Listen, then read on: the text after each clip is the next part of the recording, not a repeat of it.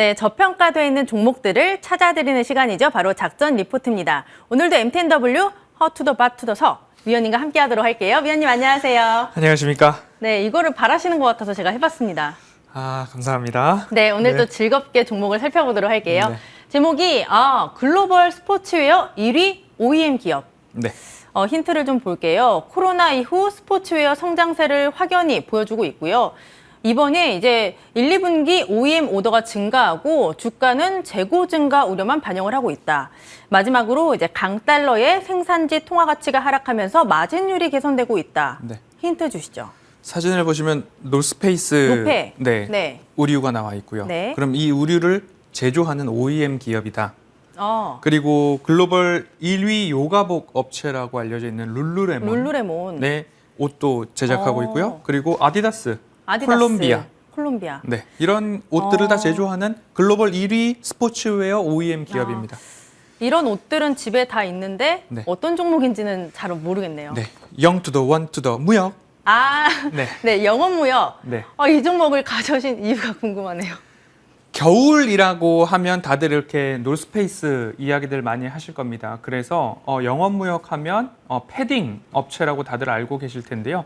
다른 업체들은 니트나 패딩 이런 부분 때문에 1분기까지만 실적이 좋고 봄과 여름에는 매출이 이익이 하향 조정되는 기업들이다라고 생각을 하실 텐데 영업무역 같은 경우에는 앞서서도 캐나다 요가복 브랜드죠. 세계 점유율 1위 룰루레몬의 제품들을 생산을 하고 있고요. 그 외에도 여러 가지 스포츠웨어 용품들이 코로나19 이후에 굉장히 좋은 반응들 그리고 야외 활동 증가에 대한 부분들이 나오고 있어서 매출과 이익은 줄어들지 않는데 왜 주가는 떨어지고 있는가 이런 생각들을 하게 됩니다.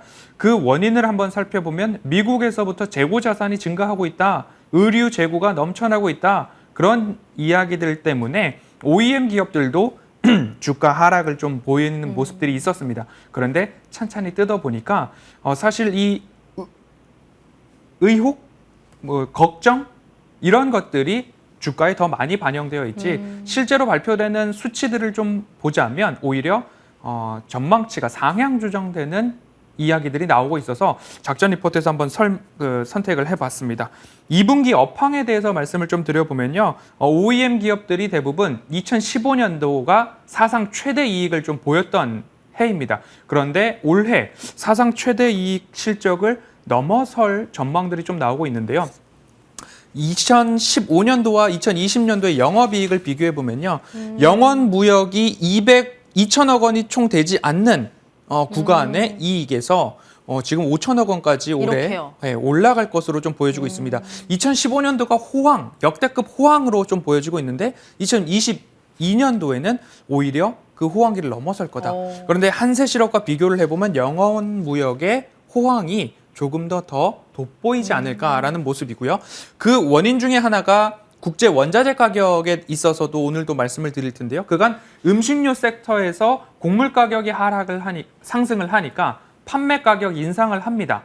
그러면 판매 가격 인상을 했는데 6월 중순부터 모든 원자재 곡물 가격들이 스물스물 내려오기 시작을 하고 팜유 같은 경우는 지금도 하락을 하고 있어서 라면, 과자 업체들 말씀을 좀 드렸는데요. 의류 기업이라고 한다면 면사가 들어가겠죠. 그래서 국제 원면 가격을 한번 살펴보면 고점을 찍고 하향 조정되고 있는 모습들이 나오고 있기 때문에 마찬가지의 로직을 좀 넣어보겠습니다. 원자재 가격이 상승을 했습니다. 판매 가격 인상을 시켰습니다. 그런데 원자재 가격이 하락을 하고 있는 와중에 판매 가격은 인하를 하지 않을 것이기 때문에 그러면 마진율, 이익은 좋아질 수밖에 없다. 그래서 사상 최대 호황기였던 2015년을 훌쩍 뛰어넘는 영업이익이 나올 것으로 전망이 되고 있는 모습입니다. 그렇기 때문에 실적을 좀 보면요. 1분기도 좋았지만 2분기 비수기라고 보이지만 줄어들지 않고 성장을 합니다. 매출액은 8,828억 원. 전년 동기 대비 30%의 성장이 전망되고 있고요. 영업이익도 1,633억 원으로 전년 동기 대비 56%의 성장을 좀 보일 것으로 보이는데 화면에서 보시다시피 대부분의 시장의 컨센서스를 보면 실적이 좋아지지 않을 것이다.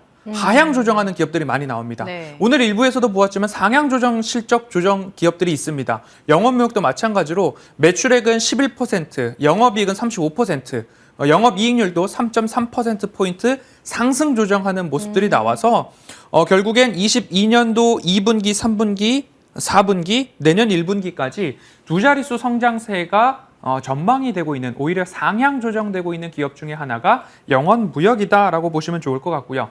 달러 인덱스 오늘도 사상 최고치를 좀 찍었는데요. 달러에 있어서도 수혜가 좀 전망되고 있습니다. 지금 시장의 트렌드를 보면 금리 인상이 나오고요. 긴축도 하고요. 그럼 기업도 마찬가지로 이자 비용, 그런 원자재 비용, 여러 비용에 대한 부담감이 있기 때문에 그러면 이익이 감소하고 고용도 줄일 수밖에 없는 상황, 이 상황들이 지속되면 경기 침체다라고 우리는 단정 짓게 되는 과정들을 좀 겪고 있는데요.